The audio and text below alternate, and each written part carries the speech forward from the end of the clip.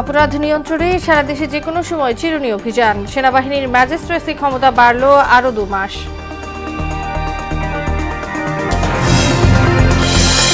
Appeal বিভাগের বিচারক থেকে জ্যেষ্ঠ ব্যক্তিকে প্রধান বিচারপতি নিয়োগে দলগুলো একমত, চলতি মাসেই ঐক্যমত্যে পৌঁছতে চায় কমিশন।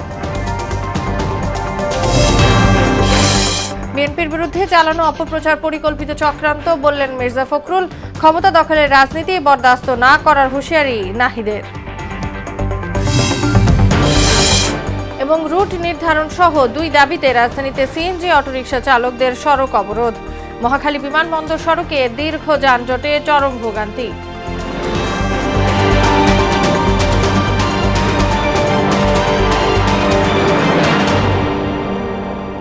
আসসালামু আলাইকুম, সবাইকে মোহনা সংবাদে স্বাগত। শুনছিলেন শিরোনাম, পুরো সংবাদে সঙ্গে আছি তাসনুয়া বিনতে তাহের। এবার বিস্তারিত। অপরাধ নিয়ন্ত্রণ ও নির্বাচন পূর্ব স্থিতিশীলতা রক্ষায় যে কোনো সময় চিরুনি অভিযানের ঘোষণা দিয়েছেন স্বরাষ্ট্র উপদেষ্টা জাহাঙ্গীর আলম চৌধুরী। সচিবালয়ে এক অনুষ্ঠান শেষে তিনি বলেন, 31 ডিসেম্বরের মধ্যে জাতীয় নির্বাচনের সব প্রস্তুতি শেষ করার পরিকল্পনা নেওয়া হয়েছে। এদিকে সেনাবাহিনীর ম্যাজিস্ট্রেসি ক্ষমতা আরও 2 মাস বাড়িয়ে প্রজ্ঞাপন জারি করেছে সরকার। আরও জানাচ্ছেন মাহবুব হাসান রিপন। স্বরাষ্ট্র মন্ত্রণালয় সম্মেলন কক্ষে বসে আইন শৃঙ্খলা বিষয়ক উপদেষ্টা কমিটির বৈঠক। পরে ব্রিফিংয়ে উঠে আসে মিটফোর্ড হত্যাকাণ্ড প্রসঙ্গ। ঘটনাকে দুঃখজনক ও বর্বরোচিত উল্লেখ করে উপদেষ্টা বলেন, সভ্য সমাজে এটা কোনোভাবেই গ্রহণযোগ্য নয়। জানান, সোহাগ হত্যা মামলায় 19 আসামির মধ্যে 7 জনকে গ্রেপ্তার করা হয়েছে। বিভিন্ন জায়গায় অভিযান চালিয়ে অবশিষ্ট আসামিদের গ্রেপ্তারে কাজ করে যাচ্ছে। বুধবার সন্ধ্যার ঘটনার পরেই ঘটনাস্থল থেকে পুলিশ কর্তৃক মঈন ও সেনাবাহিনী কর্তৃক তারেককে অস্ত্রসহ গ্রেপ্তার করা হয়েছে। গত শুক্রবার বিকালে আরও 2 জনকে গ্রেপ্তার করা হয়েছে। তাছাড়া শুক্রবার রাত্রেও 1 জনকে গ্রেপ্তার করা হয়েছে। গতকাল শনিবার রাতে এই ঘটনায় ডিবি আরও 2 জনকে গ্রেপ্তার করেছে। সব মিলে এই ঘটনায় এই পর্যন্ত 7 জনকে গ্রেপ্তার করা হয়েছে। স্বরাষ্ট্র উপদেষ্টা বলেন, দেশে চাঁদাবাজি, সন্ত্রাস, নৈরাজ্য বেড়ে যাওয়ায় এ বিষয়ে প্রয়োজনীয় ব্যবস্থা নিচ্ছে সরকার। যে কোনো সময়ে চিরুনি অভিযান শুরু হবে। খুন, চুরি, ডাকাতি, চাঁদাবাজি, ছিনতাই, সন্ত্রাস, অপহরণ, নারী নির্যাতন, মব সহিংসতা, মাদক চোরাচালান সহ সব ধরনের অপরাধমূলক কর্মকাণ্ডে বিরুদ্ধে আইন শৃঙ্খলা বাহিনী নিয়মিতভাবে অভিযান পরিচালনা করছে এবং করবে। পরিস্থিতি বিবেচনায় সরকার যে কোনো সময় চিহ্নিত অপরাধী ও সন্ত্রাসীদের ধরতে বিশেষ বা চিরুনি অভিযান পরিচালনা করতে পারে। জাতীয় নির্বাচন কেন্দ্রিক প্রস্তুতির কথাও জানান তিনি। আমাদের প্রিপারেশনটা আমরা ডিসেম্বরের ভিতরে শেষ করতে চাচ্ছি। এদিকে বাংলাদেশ সেনাবাহিনীর কমিশনপ্রাপ্ত কর্মকর্তাদের এক্সিকিউটিভ ম্যাজিস্ট্রেসির ক্ষমতা আরও 2 মাস বাড়িয়ে প্রজ্ঞাপন জারি করেছে সরকার। জনপ্রশাসন মন্ত্রণালয় থেকে এই সংক্রান্ত প্রজ্ঞাপন জারি করা হয়। পরবর্তী 60 দিন পর্যন্ত সারা দেশে এই ক্ষমতা কাজে লাগাতে পারবেন। মাহবুব হাসান রিপন, মোহনা সংবাদ, ঢাকা। আপিল বিভাগের বিচারক থেকে জ্যেষ্ঠ ব্যক্তিকে প্রধান বিচারপতি নিয়োগে দলগুলো একমত হয়েছে। এছাড়া আগামী 30 অথবা 31 জুলাইয়ের মধ্যে মৌলিক বিষয়ে ঐক্যমত্যে পৌঁছে কমিশন আলোচনা শেষ করতে চায় বলে জানিয়েছেন সহসভাপতি অধ্যাপক আলী রিয়াজ। রাজধানীর ফরেন সার্ভিস একাডেমিতে সকালে কমিশনের বৈঠকের শুরুতে সাংবাদিকদের তিনি একথা জানান। বৈঠকের ফাঁকে জামায়াতে ইসলামীর নায়েবে আমির আব্দুল্লাহ মোহাম্মদ তাহের বলেন, জরুরি অবস্থা চলাকালে মানবাধিকার লঙ্ঘন না করা সহ মানুষের অধিকার নিশ্চিতে সব দল একমত হয়েছে। এগুলো মৌলিক বিষয় নিঃসন্দেহে, সেগুলো এবং তার পাশাপাশি সেগুলোকে আমরা একমত হতে পেরেছি। কিছু বিষয়ে আমরা খুব কাছাকাছি অবস্থানে আছি। আজকে আমরা যে সমস্ত বিষয়গুলো আলোচনা করব তার মধ্যে 2টি বিষয় আছে, বিচারপতি নিয়োগ এবং জরুরি অবস্থা বিষয়ক আলোচনাটা একটা সমাপ্তি টানতে পারি। একটা বিষয়ে আমরা সম্পূর্ণ একমত হয়েছি, জরুরি অবস্থা ঘোষণার ক্ষেত্রে সেখানে কতগুলো রাইটসকে সাসপেন্ড করা যাবে না। আবু সাইদ হত্যা মামলায় গ্রেফতার 2 আসামিকে 22 জুলাই হাজির করার নির্দেশ দিয়েছেন আন্তর্জাতিক অপরাধ ট্রাইব্যুনাল। একই সঙ্গে পলাতক 24 জনকে গ্রেফতার ও হাজির হওয়ার জন্য পত্রিকায় বিজ্ঞপ্তি প্রকাশের নির্দেশ দেওয়া হয়েছে। ট্রাইব্যুনাল 2 এর চেয়ারম্যান বিচারপতি নজরুল ইসলাম চৌধুরী সহ 3 সদস্যের বিচারিক প্যানেল আজ এই আদেশ দেন। এদিকে আশুলিয়ায় লাশ পোড়ানো মামলায় পলাতক আসামিদের গ্রেফতার অগ্রগতি 16 জুলাইয়ের মধ্যে অবহিত করার আদেশও দেন ট্রাইব্যুনাল। রেজা খানের রিপোর্ট।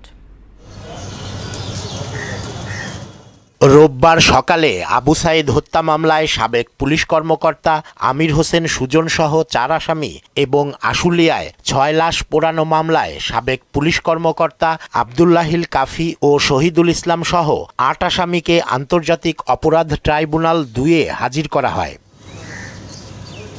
ট্রাইব্যুনালে প্রসিকিউশনের পক্ষে শুনানি করেন প্রসিকিউটর আব্দুস সাত্তার পালোয়ান। পরে গণমাধ্যমের মুখোমুখি হয়ে তিনি জানান, আবু সাইদ হত্যা মামলায় নতুন করে গ্রেফতার 2 আসামিকে ট্রাইব্যুনালে হাজির করার নির্দেশ দেওয়া হয়েছে। আগে 30 জন আসামির বিরুদ্ধে কগনিজেন্স নিয়েছেন, সেখানে কারাগারে আটক ছিলেন 4 জন। আমরা ইতিমধ্যে জানতে পেরেছি 2 জন আসামি অন্য মামলায় আটক রয়েছেন। সেই 2 জনকে এই মামলায় প্রোডাকশন ওয়ারেন্ট ইস্যু মূলে হাজির করার জন্য আমরা মাননীয় ট্রাইব্যুনালে আবেদন করেছি। মাননীয় ট্রাইব্যুনাল সেটি মঞ্জুর করেছেন। একই সঙ্গে পলাতক 26 জনকে ট্রাইব্যুনালে আত্মসমর্পণে পত্রিকায় বিজ্ঞপ্তি প্রকাশের আদেশ সংশোধন করে 22 জুলাই পরবর্তী শুনানির দিন ধার্য করা হয়েছে বলেও জানান তিনি। 24 জন পলাতক আসামির বিরুদ্ধে মাননীয় ট্রাইব্যুনাল দুটি পত্রিকায় বিজ্ঞপ্তির জন্য আদেশ দিয়েছেন। 10 জুলাই যে অর্ডারটি ছিল সেটিকে মডিফাই করে দিয়েছেন, 2 জনের বিরুদ্ধে সেটি প্রযোজ্য হবে না বলে দিয়েছেন। পরবর্তী দিন ধার্য করেছেন 22 জুলাই 2025। এদিকে আশুলিয়ায় লাশ পোড়ানো মামলায় পলাতক আসামিদের গ্রেফতার অগ্রগতির বিষয়ে প্রসিকিউশন সময় চাইলে 16 জুলাই পর্যন্ত সময় দেন ট্রাইব্যুনাল। 8 জন আসামি কাস্টডিতে আছে আর 5 জন আসামির ওয়ারেন্ট এক্সিকিউশন রিপোর্ট এখনো ট্রাইব্যুনালে আসেনি। সেজন্য আমরা মাননীয় ট্রাইব্যুনালের কাছে সময় চেয়েছি। মাননীয় ট্রাইব্যুনাল এটি 16 জুলাই ধার্য করেছেন। রেজা খান, মোহনা সংবাদ, ঢাকা। বিএনপির নামে চালানো অপপ্রচারকে সুপরিকল্পিত চক্রান্ত বলে মন্তব্য করেছেন দলের মহাসচিব মির্জা ফখরুল ইসলাম আলমগীর। বিএনপি ধ্বংসস্তূপ থেকে উঠে আসা দল হওয়ায় ষড়যন্ত্রকারীরা বারবার ব্যর্থ হয়েছে বলেও জানান তিনি। বিকেলে রাজধানীর গুলশানে এক অনুষ্ঠানে প্রধান অতিথির বক্তব্যে এসব কথা বলেন বিএনপি মহাসচিব। তানজিদ ভুঁইয়ার প্রতিবেদন। গুলশানের একটি হোটেলে Tarique Rahman the hope of Bangladesh গ্রন্থের মোড়ক উন্মোচন অনুষ্ঠানে প্রধান অতিথি হিসেবে যোগ দেন বিএনপির মহাসচিব মির্জা ফখরুল ইসলাম আলমগীর। দলের চেয়ারপারসনের উপদেষ্টা ইসমাইল জবিউল্লাহর সভাপতিত্বে এতে অংশ নেন দলের বিভিন্ন স্তরের নেতারা। দলের ভারপ্রাপ্ত চেয়ারম্যানের উপদেষ্টা মাহদি আমিন এতে বলেন, দেশের স্বাধীনতা সার্বভৌমত্ব রক্ষায় তারেক রহমান অগ্রণী ভূমিকা পালন করে যাচ্ছেন। গণঅভ্যুত্থানের আকাঙ্ক্ষা কিন্তু এগুলোই ছিল, আমরা নতজন পররাষ্ট্রনীতি থেকে তা বেরিয়ে এসে নিজেরা সোজাভাবে আমাদের দেশটা পরিচালনা করব। আমাদের এখানে প্রত্যেকটা মানুষের অধিকার এবং স্বাধীনতা থাকবে, রাষ্ট্রীয় মালিকানা পুনরুদ্ধার করা হবে, এমন একটা বাংলাদেশ থাকবে যেখানে রাষ্ট্রের জবাবদিহিতা থাকবে। তার জন্য আমাদের প্রয়োজন একটা অবাধ, সুষ্ঠু এবং গ্রহণযোগ্য নির্বাচন, যার মাধ্যমে জনগণের ম্যান্ডেট নিয়ে একটি সরকার রাষ্ট্র পরিচালনার দায়িত্বে আসবে। বিএনপির নামে নানা অপপ্রচার চালানো হচ্ছে অভিযোগ করে দলের মহাসচিব এ সময় বলেন, এসব অপপ্রচার অতীতেও সফল হয়নি, ভবিষ্যতেও হবে না। আমি এটা জোর দিয়ে বলতে চাই, বিএনপিকে এত সহজে তুড়ি মেরে উড়িয়ে দেওয়া যাবে না। বিএনপি প্রমাণ করেছে, প্রতিবার প্রমাণ করেছে যে বিএনপি সেই ধ্বংসস্তূপ থেকে জেগে উঠতে জানে। বিএনপিকে দমন করতে গত 17 বছর নানা ষড়যন্ত্র হয়েছে উল্লেখ করে মির্জা ফখরুল আরও বলেন, জনগণের দল হওয়ায় ষড়যন্ত্রকারীরা বারবারই ব্যর্থ হয়েছে। যে অপপ্রচার হচ্ছে এর পেছনে কিন্তু একেবারে সুনির্দিষ্ট চক্রান্ত রয়েছে। সেই চক্রান্ত হচ্ছে বাংলাদেশের জাতীয়তাবাদী শক্তিকে ধ্বংস করে দেওয়া। চক্রান্তটা হচ্ছে যে নেতা যিনি উঠে আসছেন, যার একটা সম্ভাবনা দেখা দিয়েছে, সে তারেক রহমান সাহেবকে নিশ্চিহ্ন করা। অতি অল্প সময়ের মধ্যে তিনি বিশাল একটা অংশকে তিনি সংগঠিত করে ফেলতে পারেন এবং খুব অল্প সময়ের মধ্যে তিনি বাংলাদেশের গ্রামে পৌঁছে গেছেন, একদম একে ওয়ার্ডে পৌঁছে গেছেন। শত বাধা পেরিয়েও দলের ভারপ্রাপ্ত চেয়ারম্যান দেশ ও জনগণের ভবিষ্যৎ বিনির্মাণে কাজ করে যাচ্ছেন বলেও মন্তব্য করেন বিএনপি মহাসচিব। তারেক রহমান সাহেব নিঃসন্দেহে আমাদের হোপ, আমাদের ভবিষ্যৎ এবং আমাদের ভবিষ্যৎ কাণ্ডারি। তানজিদ ভুঁইয়া, মোহনা সংবাদ, ঢাকা। ক্ষমতা দখলের রাজনীতি আর সহ্য করা হবে না বলে সাফ জানালেন জাতীয় নাগরিক পার্টির আহ্বায়ক নাহিদ ইসলাম। পিরোজপুর ও ঝালকাঠিতে জুলাই পদযাত্রা কর্মসূচিতে এনসিপি দুর্নীতি ও মাফিয়া তন্ত্রে ফিরে যেতে চায় না বলেও মন্তব্য করেন তিনি। প্রতিনিধিদের তথ্যে তাসিন তারিনের রিপোর্ট। জুলাই গণ অভ্যুত্থানের বর্ষপূর্তিতে মাসব্যাপী পদযাত্রা কর্মসূচির 13 দিনে পিরোজপুর ও ঝালকাঠিতে পদযাত্রা ও পথসভা করে জাতীয় নাগরিক পার্টি এনসিপি। এর ধারাবাহিকতায় রোববার দুপুরে পিরোজপুরে নাহিদ ইসলাম বলেন, গণ অভ্যুত্থানের পরে কেউ কেউ শুধু নির্বাচন আর ক্ষমতার জন্যই কথা বলছে। একটি পক্ষের কাছে সংস্কারের কোনো গুরুত্ব নেই। কেউ কেউ শুধু ক্ষমতা চাইছে, শুধু দ্রুত নির্বাচন চাইছে, সংস্কার তাদের কাছে গুরুত্বপূর্ণ মনে হয় নাই। দেশের অর্থনীতি, দেশের সংস্কৃতি সবকিছুকে আমরা নতুন করে ঢেলে সাজাবো। ফলে আমরা তার জন্য এখন লড়াই করতেছি। জুলাই গণঅভ্যুত্থানে হয়তো আমাদের সাথে অনেক দলমত ছিল, কিন্তু দেশের সংস্কারের পক্ষে আজকে যদি কেউ না থাকে, আমরা যে তরুণরা রাজপথে নেমেছিলাম, আমাদের আহ্বানে যারা আপনারা নেমেছিলেন, আমাদের আহ্বানে যারা এসে শহীদ হয়েছিলেন, তাদের প্রতি আমাদের দায়বদ্ধতা আছে। পরে ঝালকাঠিতে এক পথসভায় তার দল দুর্নীতি ও মাফিয়াতন্ত্রে ফিরতে চায় না বলেও জানান নাহিদ। আওয়ামী লীগের যে সিস্টেম, যে দুর্নীতি, যে চাঁদাবাজি, যে মাফিয়া সিস্টেম, সেই সিস্টেমকে বদলাইতে হবে। কিন্তু আমরা দেখতেছি যে বাংলাদেশে সেই সিস্টেম এখনো বদলায় নাই। ফলে আমরা আবারও রাজপথে নেমে এসেছি, আমরা আবারও আপনাদের কাছে কথা বলতেছি, আমরা আবারও বলতেছি আমরা রাজপথে আছি, আমরা রাজপথে থাকবো। এনসিপির কেন্দ্রীয় ও স্থানীয় নেতাকর্মীরা এসব কর্মসূচিতে উপস্থিত ছিলেন। তাহসিন তারিন, মোহনা সংবাদ। ঢাকা মহানগরীতে চলাচলের অনুমতি এবং রুট নির্ধারণের দাবিতে রাজধানীর বনানীতে বিআরটিএ কার্যালয়ের সামনে সড়ক অবরোধ করে বিক্ষোভ করেছেন সিএনজি চালিত অটোরিকশা চালকেরা। 7 ঘন্টার বেশি সময় ধরে চলা বিক্ষোভে মহাখালী বিমানবন্দর সড়কে দীর্ঘ যানজটের সৃষ্টি হয়। এতে চরম দুর্ভোগে পড়েন যাত্রীরা। বিস্তারিত জানাচ্ছেন মুনতাসির মামুন। রোববার সকাল 10টা থেকে বনানীতে বিআরটিএ কার্যালয়ের সামনে সড়কে অবস্থান নেয় ঢাকা জেলা সিএনজি অটোরিকশা মালিক শ্রমিক কল্যাণ সোসাইটির চালকেরা। ঢাকা মহানগরীতে চলাচলের অনুমতি এবং রুট নির্ধারণের দাবি তাদের। যদি আমাদের গাড়ি আমাদেরকে চালাইতে না দেয় তাহলে আমরা কোথায় যাব? আমাদের দাবি দেয় যদি মাইনে দিত, আমাদের রাস্তা বন্ধ করার কোনো প্রশ্ন ছিল না। আমরা কেন রাস্তা বন্ধ করব? 2 ঘন্টা পর বিআরটিএ কার্যালয়ের সামনে বনানী মূল সড়ক অবরোধ করে তারা। এতে গুলশান, মহাখালী সহ আশপাশের এলাকায় তীব্র যানজটের সৃষ্টি হয়। রাস্তা বন্ধ থাকায় বিপাকে পড়েন সাধারণ যাত্রীরা। এই ভোগান্তিতে মানুষজনের দূর দূরান্ত থেকে যারা আগত আসছে বা যাচ্ছে তাদের জন্য খুবই খারাপ একটা অবস্থা। মানুষের ভোগান্তির কোনো শেষ নাই। আমরা কষ্ট করে যাব, একটা অফিসে যাব, অথবা নেই টাইম মতন যদি নিয়ে যেতে পারি তাহলে একটা সমস্যা না। রুট ডাইভারশন ও বিকল্প রাস্তা ব্যবহার করে যান চলাচল নিয়ন্ত্রণ রাখে গুলশান ট্রাফিক বিভাগ। 3 ঘন্টা ধরে জামে বের হইছি, কষ্ট হইতে সবারই তো কষ্ট হইতেছে, প্যাসেঞ্জারের ভোগান্তি, আমাদের ভোগান্তি। মালিকরা কথা শোনা লাগে, সাধারণ পাবলিকরা কথা শোনা লাগে, তাহলে আমরা কি করব? পরিস্থিতি নিয়ন্ত্রণে হস্তক্ষেপ করে সেনাবাহিনী। এদিন সন্ধ্যা 6:30টার দিকে আন্দোলনকারীরা রাস্তা ছেড়ে দিলে স্বাভাবিক হয় যান চলাচল। মুনতাসির মামুন, মোহনা সংবাদ, ঢাকা। এবছর বাড়ি ভাড়া কমানোর কারণে বেঁচে যাওয়া টাকা ফেরত পাচ্ছেন সরকারি ব্যবস্থাপনা হজ করা হাজিরা। সচিবালয়ে হজ ব্যবস্থাপনা অর্জন ও আগামীর পরিকল্পনা ইস্যুতে এক ব্রিফিংয়ে ধর্ম উপদেষ্টা আফম খালিদ হোসেন বলেন, সরকারি ব্যবস্থাপনার 5,000 হাজির মধ্যে 4,978 জনকে 8.25 কোটি টাকা ফেরত দেওয়া হবে।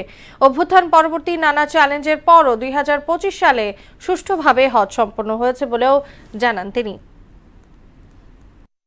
বাড়ি ভাড়া করার যে টিম, চৌকস টিম, ওনারা বাড়ি টু বাড়ি, ডোর টু ডোর গিয়ে বাড়ি ভাড়া করেছেন এবং নেগোসিয়েশন করে বাড়ি ভাড়া কমিয়েছেন। সরকারি হাজির সংখ্যা হতে 5,000, এর মধ্যে 4,978 জন হাজিকে আমরা সর্বমোট 8,28,90,183 টাকা ফেরত দেব। ব্যবসায়ী সোহাগ হত্যাকাণ্ডে আনসার সদস্যদের দায়িত্বে অবহেলার অভিযোগ ভিত্তিহীন বলে দাবি করলেন আনসার ও গ্রাম প্রতিরক্ষা বাহিনীর মহাপরিচালক মেজর জেনারেল আব্দুল মোতালেব সাজ্জাদ মাহমুদ। বিকেলে বাহিনীর সদর দপ্তরে সংবাদ সম্মেলনে এমন দাবি করেন তিনি। আনসার সদস্যরা কে কোথায় দায়িত্ব পালন করবেন তা নির্ধারণ করেন হাসপাতাল কর্তৃপক্ষ। আর এই কারণে সোহাগ হত্যাকাণ্ডে আনসার সদস্যদের উপর দায় চাপানোর কোনো সুযোগ নেই। আনসারের তো কোনো ব্যত্যয়ের কোনো সুযোগই নাই। আমি ওখানে ডিউটি নাই, how can I make someone responsible? And it is not area defence. আমি যেটা বললাম, এরিয়া প্রোটেকশন তো না, it is not area protection, it goes based on the roster. যে কে কোথায় দাঁড়াবে এটা পুরো হাসপাতালের ডিউটি রোস্টারে ফিক্স করা আছে, যে এই জায়গায় গ্যাস্ট্রোলজি, অমুক জায়গায়, অমুক জায়গায়, অমুক জায়গায়। এবং সেই ক্ষেত্রে আমাদের গেটে ছিল 2টা পর্যন্ত ডিউটি। ঘটনা হয়েছে বিকালে 5টার পরে।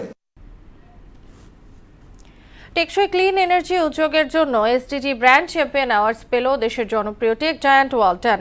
পাশাপাশি বর্ষসেরা সবচেয়ে টেকসই ইলেকট্রনিক পণ্য প্রস্তুতকারী প্রতিষ্ঠান ক্যাটাগরিতেও এই পুরস্কার পেয়েছে প্রতিষ্ঠানটি।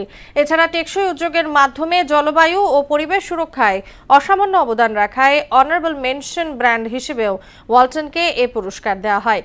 শনিবার রাতে রাজধানীর রেডিসন ব্লু হোটেলে আয়োজিত এক অনুষ্ঠানে ওয়ালটন হাইটেক ইন্ডাস্ট্রিজ পিএলসির ব্যবস্থাপনা পরিচালক এস.এম. মাহবুবুল আলম পুরস্কার গ্রহণ করেন। এসডিজি ব্র্যান্ড চ্যাম্পিয়ন অ্যাওয়ার্ডসের তৃতীয় সংস্করণে 7টি টেকসই উদ্যোগকে ভিন্ন ভিন্ন 22 ক্যাটাগরিতে সম্মাননা প্রদান করা হয়েছে। এ উপলক্ষে শনিবার রাজধানীর একটি হোটেলে আকিজ বশির গ্রুপের পরিবেশনা এবং এসএমসি এন্টারপ্রাইজ লিমিটেডের সঞ্চালনায় জমকালো অনুষ্ঠান আয়োজন করা হয়। এতে 35 বিজয়ী, 24 অনারেবল মেনশন ব্র্যান্ড ও একটি একক বিজেতাকে সম্মাননা দেওয়া হয়, যার মূল লক্ষ্য টেকসই উন্নয়নে কাজ করা প্রতিষ্ঠানগুলোকে স্বীকৃতি দেয়া। এবার আন্তর্জাতিক। পাকিস্তানে ভারী বর্ষণ ও আকস্মিক বন্যায় 16 দিনে নিহত হয়েছে শতাধিক মানুষ। জাতীয় দুর্যোগ ব্যবস্থাপনা কর্তৃপক্ষ জানিয়েছে গত 24 ঘন্টায় পাকিস্তান জুড়ে আরও 6 জনের মৃত্যু হয়েছে। 26 জুন থেকে এ পর্যন্ত পাঞ্জাব প্রদেশে 39 জন, খাইবার পাখতুনখাওয়ায় 31, বেলুচিস্তানে 16 ও সিন্ধু প্রদেশে 17 জন। এতে আহত হয়েছে প্রায় 200 মানুষ। জাতীয় ও স্থানীয় কর্তৃপক্ষের মতে ইতোমধ্যে উজান থেকে নেমে আসা ঢলে বহু ঘরবাড়ি ধ্বংসসহ রাস্তাঘাট ও ফসলি জমি ক্ষতিগ্রস্ত হয়েছে। অনেক জায়গায় মানুষ এখনো পানিবন্দী আছে, তাদের উদ্ধারে জরুরি কার্যক্রম অব্যাহত রয়েছে বলেও জানিয়েছে কর্তৃপক্ষ।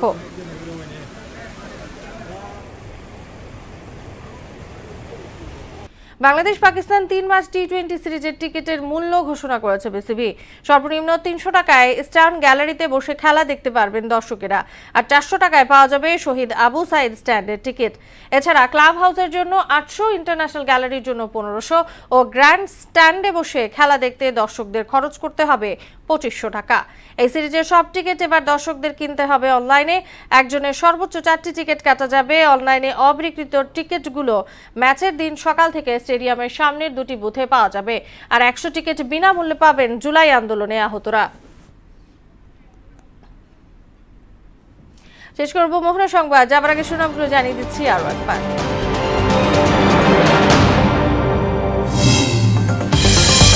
অপরাধ নিয়ন্ত্রণে সারা দেশে যে কোনো সময় চিরুনি অভিযান। সেনাবাহিনীর ম্যাজিস্ট্রেসি ক্ষমতা বাড়ল আরো 2 মাস।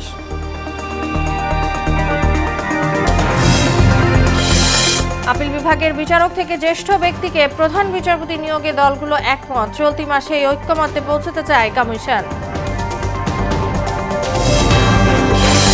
বিএনপির বিরুদ্ধে চালানো অপপ্রচার পরিকল্পিত চক্রান্ত বললেন মির্জা ফখরুল। ক্ষমতা দখলের রাজনীতি বরদাস্ত না করার হুঁশিয়ারি নাহিদের। এবং রুট নির্ধারণ সহ 2 দাবিতে রাজধানীতে সিএনজি অটোরিকশা চালকদের সড়ক অবরোধ। মহাখালী বিমানবন্দর সড়কে দীর্ঘ যানজটের চরম ভোগান্তি। এই ছিল মোহনা সংবাদে। পরবর্তী সংবাদ রাত 12টায়। মোহনার সবশেষ খবর জানতে ভিজিট করুন www.mohana.tv।